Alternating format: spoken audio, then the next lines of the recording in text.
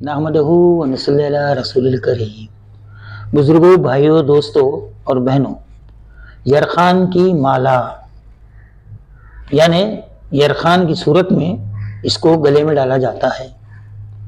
It seat यानी बस खपरा की जड़ के छोटे छोटे टुकड़े तकरीबन 20 अदद एक धागे में पुरोकर गिरा देते जाएं, यानी हर टुकड़े पर एक गिरा देते जाएं और मरीज के गले में लटका दें।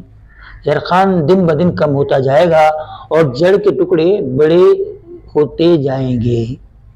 इसके अलावा आंखों में जो पीलाहट आ जाती है, जर्दपन आ जाता है यरखान की वजह से, उसके लिए एक सुरमा है, हल्दी और जवाज अलखई पीस कर सुरमे की तरह आंखों में लगाएं। आंखों की पीलाहट और जर्दी खत्म होते चली जाएगी। अस्सलामु अलैकुम वरहमतुल्लाहि वबरकातुहू। सवाब की नियत से सब्सक्राइब कीजिए, लाइक कीजिए और शेयर कीजिए।